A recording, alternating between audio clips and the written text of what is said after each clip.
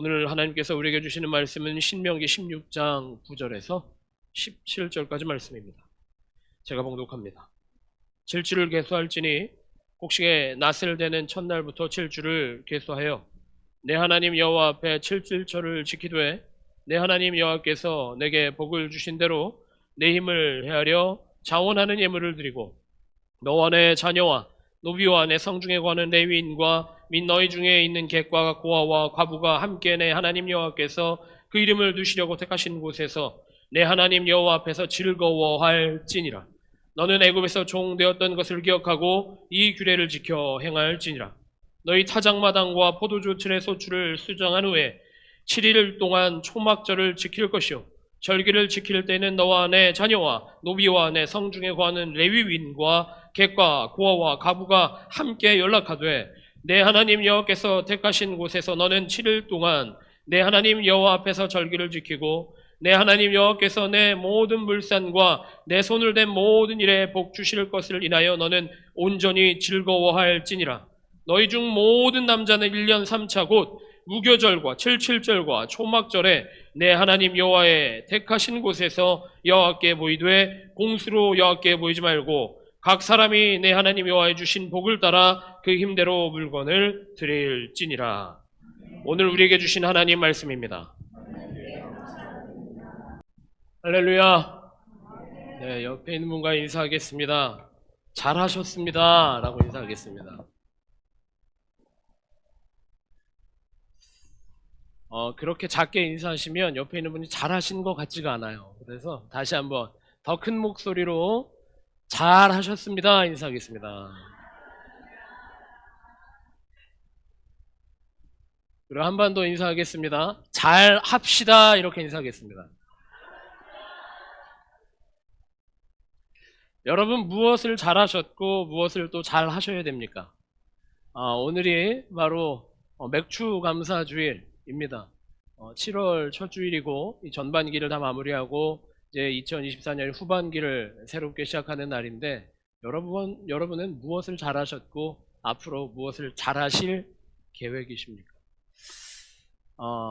우리 교회 공동체가 정말 잘하였습니다. 우리 교회 공동체가 정말 잘하였고 2024년도 후반기에도 더욱 잘하실 줄 믿습니다. 우리 다 같이 격려하는 박수를 같이 할까요?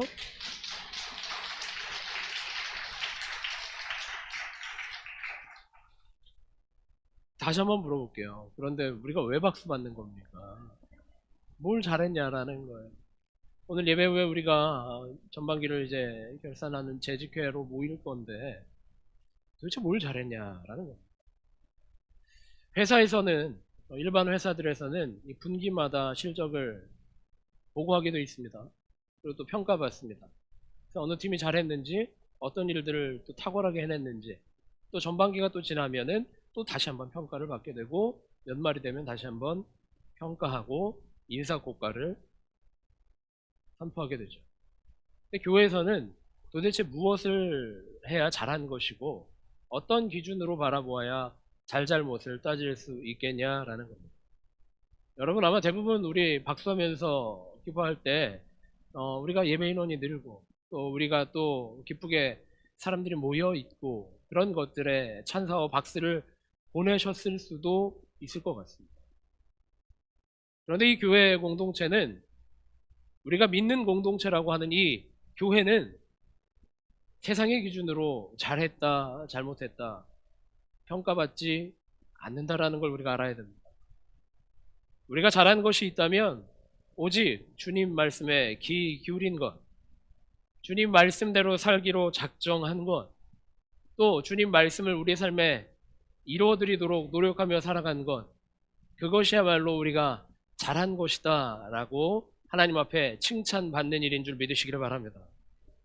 만약 우리가 조금 부족했다라고 한다면 우리가 원하는 숫자보다 우리가 원하는 영향력보다 우리가 원하는 그림보다 이루어지지 않았다고 해서 우리가 못했다라고 말하는 것이 아니라 우리가 말씀대로 살아가지 못했다라고 한다면 말씀 앞에 비추어서 우리가 부족했다라고 한다면 은혜의 그릇대로 살아가지 못했다라고 한다면 그것은 우리가 주님 앞에 회개해야 할 일이고 우리가 주님 앞에 다시 한번 결단해야 할 일인 줄 믿으시기를 바랍니다. 아멘. 제가 지금 우리 재직회 미리 밑밥을 뿌리고 있는 겁니다. 우리가 교회에서 모든 회의를 하거나 모든 평가를 할 때 우리의 유일한 기준은 우리가 얼마나 주님을 닮아가고 있느냐라고 하는 거예요. 신학에서는 그것을 성화라고 이야기합니다. 성화, 주님의 모습을 닮아가는 것, 주님의 형상을 닮아가는 것, 그것이야말로 우리가 인생 끝까지 경주해야 하는 유일한 우리의 사명인 줄 믿으시기를 바랍니다. 그것이야말로 우리의 할 일이다라는 거예요. 하나님께서 우리를 창조하실 때에, 사람을 빚으실 때에 흙으로 빚으시고 마지막에 사람이 사람 되게 하신 그 노하우가 있었으니 그것은 바로 하나님의 생명을 훅 하고 불어 넣으셨다라고 하는 겁니다. 하나님의 영을 우리에게 주셨을 때 우리가 진정한 사람이 됐다라고 하는 것을 분명하게 기억하실 수 있는 베들교회 모든 성도들 되시기 바랍니다. 우리가 그런 말 많이 하죠. 사람이 사람다워야 사람이지라는 얘기를 합니다. 사람이 사람답지 못한 것, 짐승 같은 것, 그렇게 살아가는 모양들도 우리가 간혹 발견할 때가 있습니다. 우리가 왜 짐승 같다라고 평가합니까? 왜 우리가 사람 노릇 못한다고, 인간답지 못하다고 얘기합니까? 우리의 유일한 기준은 바로 우리가 하나님의 형상대로 살아갈 때, 하나님이 창조하신 창조의 원리대로 살아갈 때 우리는 하나님이 창조한 사람으로 살아갈 수 있는 줄 믿으시기를 바랍니다. 그런 의미에서 우리 옆에 있는 분들과 인사 한번 해보겠습니다. 사람답게 삽시다. 네.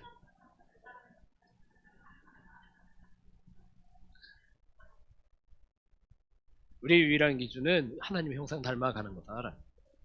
다시 한번 인사하겠습니다. 당신에게서 하나님이 보입니다. 이렇게 말하겠습니다.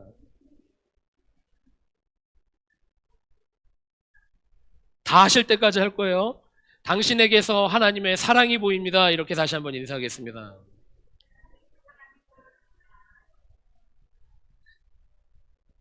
그것이야말로 우리의 본분이고 이것이야말로 하나님 나라의 회복이다라는 겁니다. 말씀대로 하나님이 주신 사랑대로 은혜대로 살아가는 것. 그게 우리의 본분이고 우리 그리스도인의 사명이다라는 것. 그걸 기억하는 주일이 바로 오늘인 줄 믿으시기를 바랍니다. 우리가 맥주감사주일 지키죠. 맥주감사주일 안 지키는 교회들도 많아졌습니다. 맥주감사주일은 사실 농사를 지어야 감격하게 되는 주일이에요. 그죠? 맥추감사주일. 어떤 분들은 이거를 잘못 읽는 분들도 있어요. 좀 조심스럽습니다.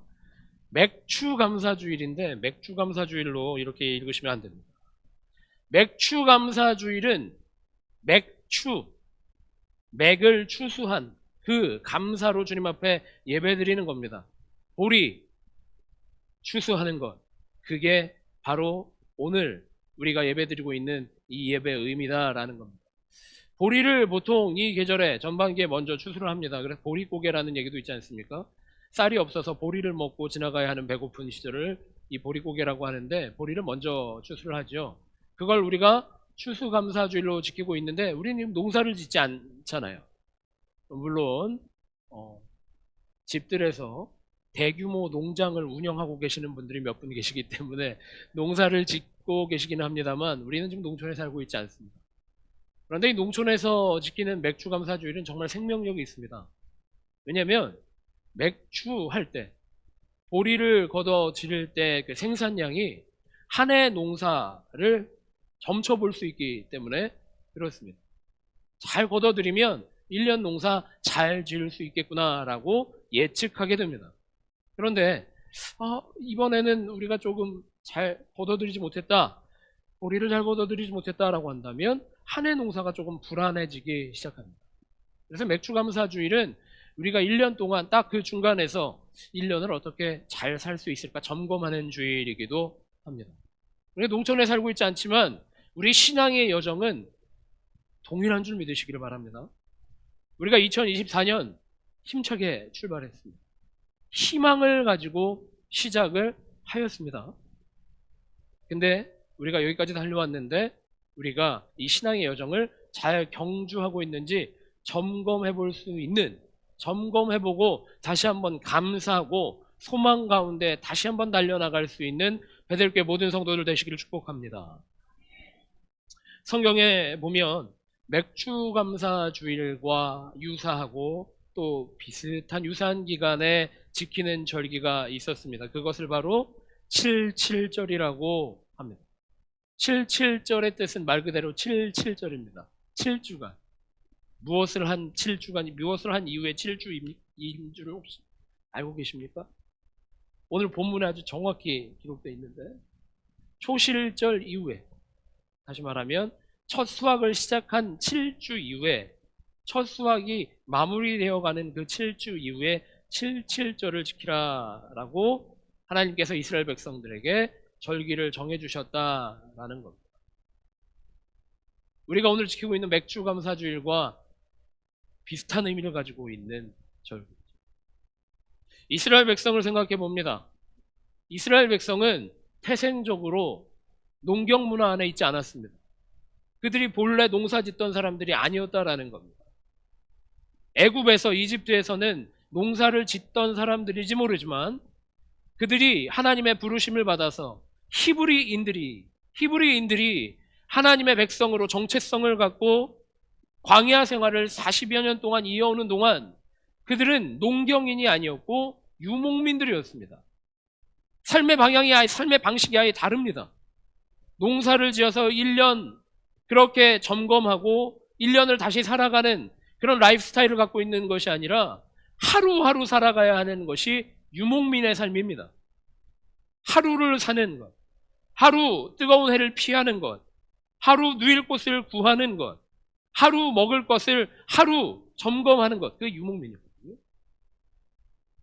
그들의 정체성은 유목민이었다라는 거예요. 농경민족이 아니었다라는 거예요. 그런데 하나님께서 광야 생활을 잘 인도하여 주셨고 가나안 땅에 들어가게 되었습니다. 하나님의 약속하신 땅에 들어가게 된 것입니다. 거기서는 이제 더 이상 유목민이 아니었습니다. 본인의 땅이 있고 본인이 농사지을 땅이 있고 본인이 농사지어서 먹을 것을 소출해낼 수 있는, 추수할 수 있는 사람들이 되었습니다. 농사짓게 되었는데 그렇다면 그들이 이전의 생활을 아예 버려야 했을까요? 하나님의 인도하심만 구하고 하나님께서 구름으로 해로 인도하셨던 그 하루하루의 감격을 잊어버리고 살 수 있었겠습니까? 그들은 라이프 스타일이 바뀌었지만 삶의 방식이 바뀌었더라도 그들은 하나님의 백성이었습니다. 하나님의 사람이었다라는 겁니다. 그들이 잊어버리면 안 되는 것이 있었으니 그들이 하나님의 백성이었다라는 겁니다.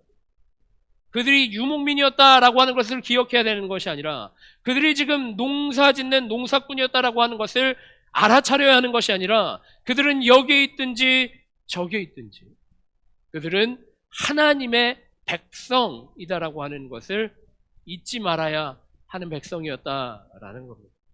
그래서 이 77절과 이어지는 초막절이 있는 거예요.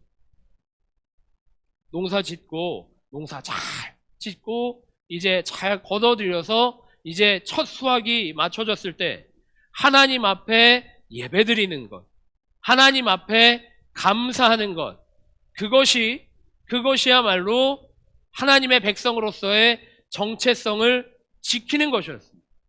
그리고 바로 이어지는 초막절에 그들이 텐트 치고 사는 거요. 그들이 텐트 치고 사는 것, 그것이 초막절이었다는 거예요. 여러분, 초막절은 무엇인지 잘 따라오셔야 됩니다. 초막절은 뭐냐면 초막, 말 그대로 초막, 텐트 안에서 삶을 살아가게 되는 것, 그걸 초막절이라고 하거든요. 이스라엘 백성이 가나안 땅에 들어가게 되었을 때, 이스라엘 백성이 가나안 땅에서 이제 정착하고 살기 시작하였을 때 그들에게 집이 있었을까요? 없었을까요? 그들이 집을 지었을까요? 안 지었을까요? 유목민이었을 때는 광야 생활을 하던 중에 그들은 집이 없었습니다. 집이 필요가 없었습니다. 왜냐하면 하루하루 인도하심 따라 이동해야 했기 때문입니다. 하지만 가나안 땅에 들어가서 그들은 집을 짓기 시작했습니다. 자기의 집이 있습니다. 자신이 살 거처가 있습니다. 벽을 세우고 지붕을 짓고 바닥을 깔고 편안하게 살 수 있는 집이 생겼다라는 거예요. 그런데 첫 주수를 잘 감사함으로 주님 앞에 예배 드린 이후에 텐트로 들어가서 살았다라는 초막절이라고 합니다. 그것이 바로 하나님께서 이스라엘 백성에게 주신 너가 누구인지 기억하라. 너가 누구인지 기억하라 라고 명령하신 절기다라고 하는 겁니다. 오늘 우리가 맥주감사주일로 지키고 있는데 여러분은 무엇을 기억하셔야겠습니까? 여러분은 무엇을 기억하는 백성이 되셨습니까? 우리가 이렇게 예배드리고 있는 순간에도 우리는 하나님께서 우리를 부르신 백성이다라고 하는 사실을 잊지 않는 복받은 인생 살아가는 베델교회 모든 성도들 되시기를 바랍니다. 그런 의미에서 옆에 분과 다시 한번 인사하겠습니다. 당신은 하나님의 자녀입니다. 이렇게 인사하겠습니다.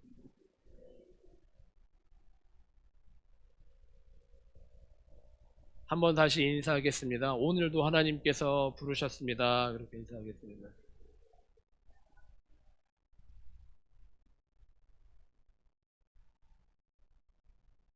이스라엘 백성을 생각해 봅니다. 이스라엘 백성이 하루하루 힘겹게 살아가다가 광야에서 그냥 구름 한 점만 있으면 감사하고 하루 먹을 수 있는 만나만 있어도 감사하고 외출하기만 있어도 감사하며 살아가다가 그들에게 땅이 나누어지고 그들이 농사지어서 먹을 것들이 풍족해졌을 때 그들의 삶이 과연 그 방향성이 하나님께 초점을 맞출 수 있었을까를 생각해 보게 됩니다. 광야 여정 중에는 광야에서 살아갈 때에는 그들은 하늘을 바라볼 수밖에 없었습니다. 땅에는 아무것도 없기 때문에 하나님이 보호하시는 구름 기둥을 볼 수밖에 없었고 밤에는 그들을 지키시는 불 기둥을 볼 수밖에 없었습니다. 아주 당연한 것이었고 아주 자연스러운 것이었습니다. 하나님을 본다라고 하는. 아니면 여기에 우리 베델교회 안에도 아주 소문난 농사꾼들이 몇 분 계시니까 보게 되면 농사 짓게 되면 우리는 하늘을 보지 않습니다. 하늘을 보지 않는다는. 어디를 봅니까? 소출이 올라올 땅을 보기 시작합니다. 이 땅이 말랐는가? 이 땅이 기름진가? 이 땅에 물을 주어야 하는가? 이 땅에서 무엇이 올라오고 있는가? 또 열매들을 보게 됩니다. 열매가 얼마나 자랐는가? 깻잎이 얼마나 풍성해졌는가? 고추가 얼마나 잘 자랐는가? 오이가 얼마나 잘 열렸는가? 이런 것들을 보기 시작했을 때에 하늘을 볼 시간이 없다라는 거예요. 이스라엘 백성도 마찬가지였습니다.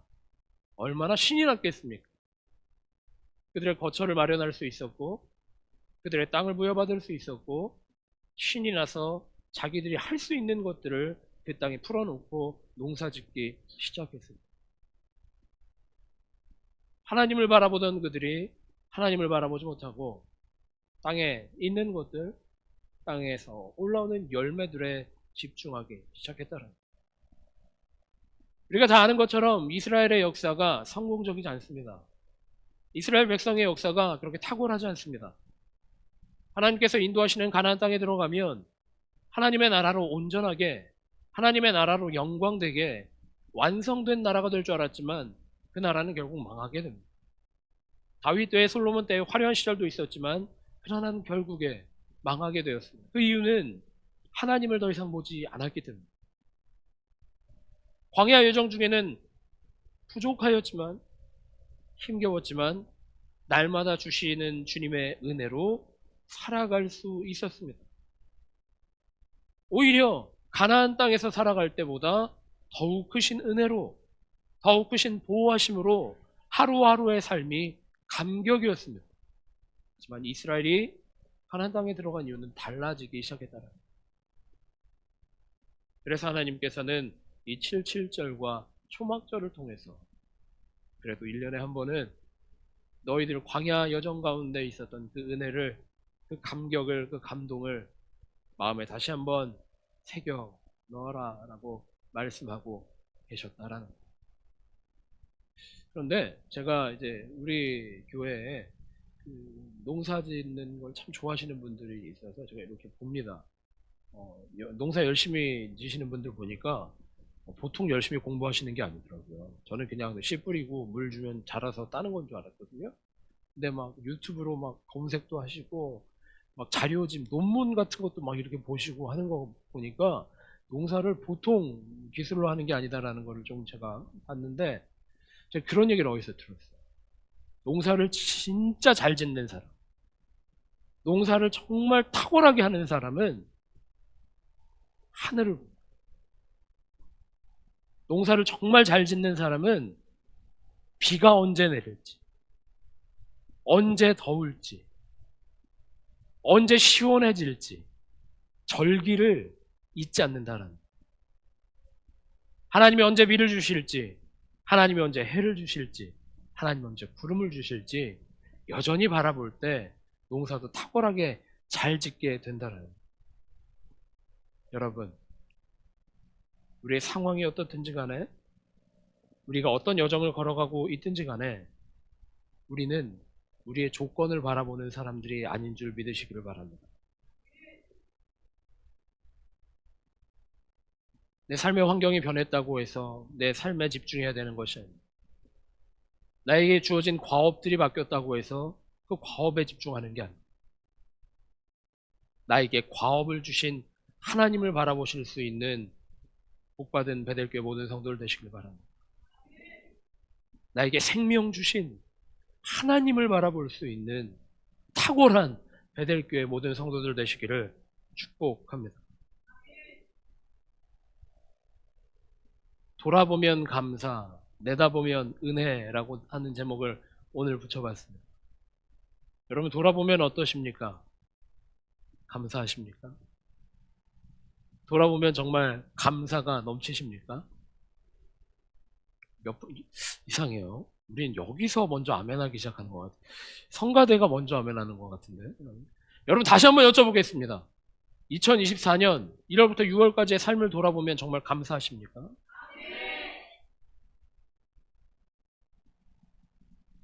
우리가 여기까지는 잘해요.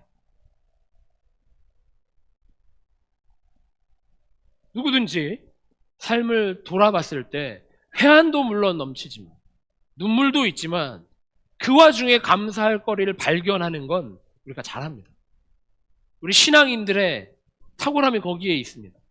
돌아보면 은혜였고, 돌아보면 감사였고, 그때 보호하셨고, 그때 나를 지켜주셨구나. 그때 나를 고쳐주셨고, 그때 나를 건져 올려주셨구나. 발견하는 것까지는 잘합니다. 그런데 그 감사가 오늘 나의 삶에 이어지는, 그 감사가 내일 나의 소망으로 이어지는 탁월한 그리스도인이 모두 되실 수 있는 베델교회 모든 성도들 되시길 바랍니다. 하나님께서 그때 지켜주셨는데 지금 나를 지켜주시는 그 하나님이 어디 가셨겠습니까? 그때 나를 건져내 주신 주님이 내일 나를 지켜주시지 않으시겠습니까? 이스라엘 백성이 여기서 넘어진 겁니다. 돌아보면 은혜고 감사한데 또 내일 나를 지켜주실 것에 대한 의구심은 있었다라는 거죠. 예수님께서 복음서를 통해서 하시는 모든 사역들이 바로 여기에 있습니다. 이스라엘 백성들은 과거에 머물러 있었습니다. 역사에 머물러 있었습니다. 지켜주신 은혜는 발견할 수 있었습니다. 하지만 지금 나의 삶을, 그리고 앞으로의 나의 삶을 지켜주실 주님께 의지하지 못하는 것이 이스라엘 백성이었다라는 겁니다. 이스라엘 백성이 열왕기에서 역대기에서 어떤 실수들을 보여줍니까? 나를 지켜주신 주님은 알겠는데 머리로는 이해하겠는데 지금 나에게 위기가 닥쳤을 때, 아수르 군대가, 바벨론 군대가 나에게 올 때에는 내가 하나님 앞에 간구하지 못하고 어떻게 합니까? 다시 이집트 군대에게, 아수르 군대에게 구원을 요청하는 게 이스라엘 백성이었다라는 거예요.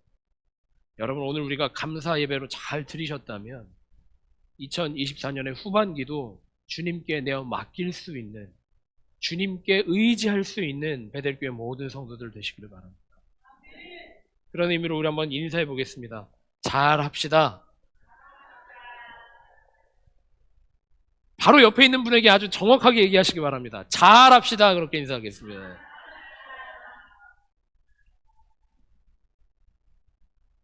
여러분이 잘한 것이 바로 그것이고, 여러분이 잘 하실 것도 바로 그것인 줄 믿으시기를 바랍니다. 베델교회 2024년도 1월, 2월, 그리고 6월, 7월을 비교해 보았을 때 기쁨이 넘칠 수밖에 없습니다. 감사가 넘칠 수밖에 없습니다. 또 여기만 아멘하면 안 됩니다. 다시 한번 감사로 고백할 수 있는 베델교회 모든 성도들 되시기를 바랍니다. 그런데 중요한 것은 무엇이냐? 그 감사가 어디서부터 나오느냐라는 겁니다. 우리의 감사는 이 예배당이 차기 시작했기 때문이 아닙니다. 우리의 심령을 채우시기 시작한 주님의 역사가 있는 줄 믿으시기를 바랍니다. 우리가 주님께 의지한 삶을 살아가기 시작했는 줄 믿으시기를 바랍니다. 그렇다고 한다면 이 2024년 7월 이후의 삶도 주님께서 나를 사로잡아 주실 것에 대한 기대로 살아가실 수 있는 베델교회 모든 성도들 되시기를 바랍니다. 내다보면 은혜라고 했습니다. 내다보면 은혜. 아니, 은혜라고 하는 게 돌아봐야 은혜 아닙니까? 라고 말씀하실 수도 있습니다. 내다보면 은혜인 것이 그리스도인의 탁월함인 줄 믿으시기를 바랍니다. 그것을 우리는 소망이라고 말합니다. 그것을 우리는 소망이다라고 말하는 겁니다. 더욱 자세히 말하면 하늘 소망인 줄 믿으시기를 바랍니다. 하나님 나라 소망인 줄 믿으시기를 바랍니다. 내 삶 가운데에서, 내 삶의 발걸음 가운데서 하나님 나라가 시작되는 줄 믿으시기를 바랍니다. 우리에게 이미 모든 것들을 완성했다고 예수님께서 보여주고 계시는 줄 믿으시기를 바랍니다. 그런 주의 백성 되시기를 축복합니다. 그런 의미에서 다시 한번 인사합니다. 소망 가운데 삽시다. 그리고 다시 한번 인사합니다. 잘 합시다. 우리가 같이 찬양하면서 결단하기를 원하는데,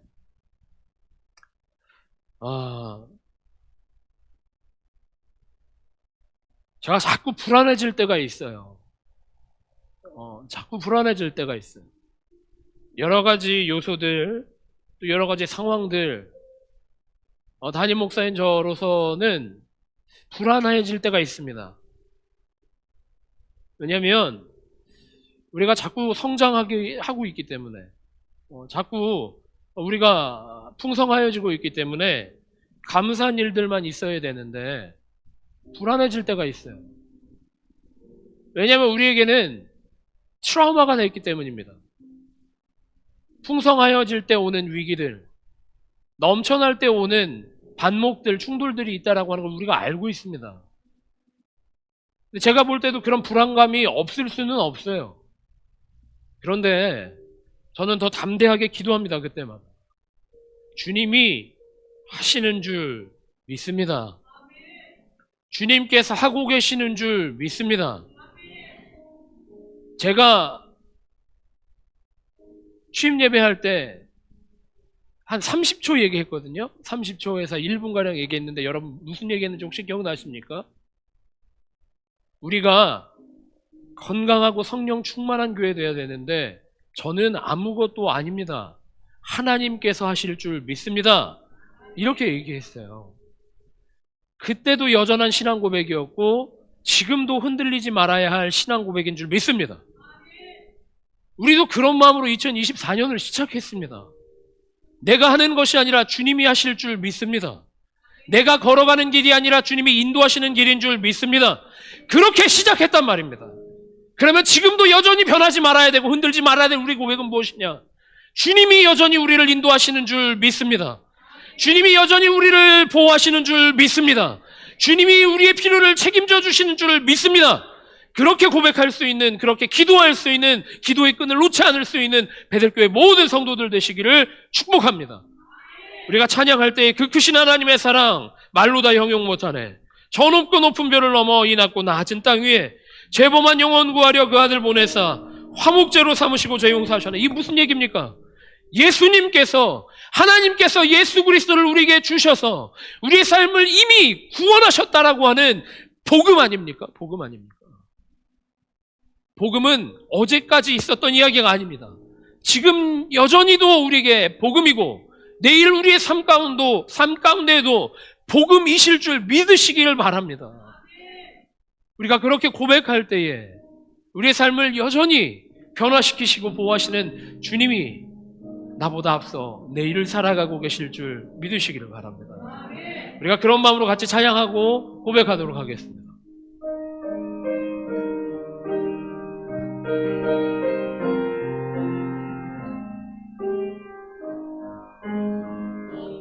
크신 하나님의 사랑, 하나님 감사합니다. 하나님 참 감사합니다. 주님이 인도하셨음에 감사하고, 주님이 보호하셨음에 감사하고, 주님이 지키셨음에 감사합니다. 우리가 감사하는 마음으로 주님 앞에 물질을 구별하여 드립니다. 주님 받아주시고 하나님 나라의 일에 가장 능력 있는 것으로 사용하여 주시옵소서. 원하는 것은 그저 물질만 드린 우리가 되지 않기를 원합니다. 참 감사를 주님 앞에 드릴 수 있도록 인도하여 주시옵소서.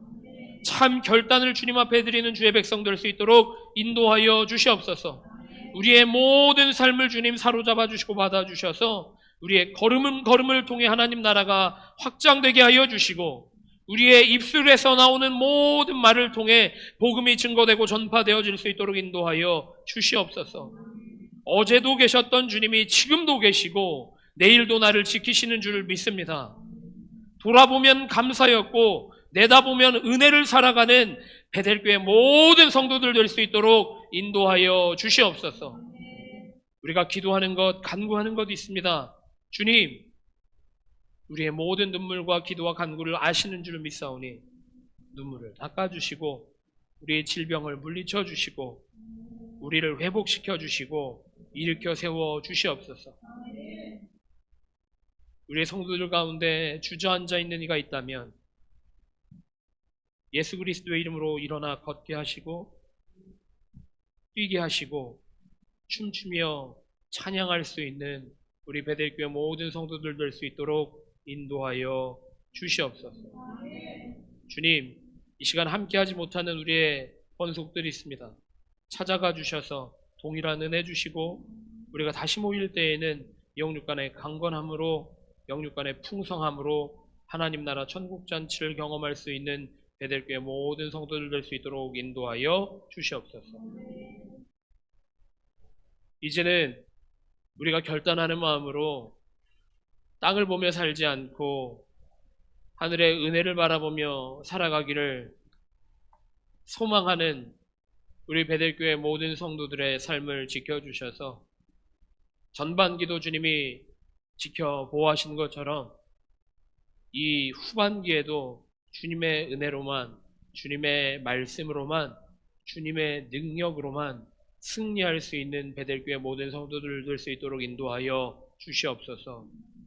우리의 중심을 붙들어 주시고 우리의 심령을 충만하게 하여 주셔서 성령님의 인도하심 가운데 성령님께 순복하며 순종하며 자복하며 살아갈 수 있는 우리 베델교회 모든 성도들 될 수 있도록 인도하여 주시옵소서.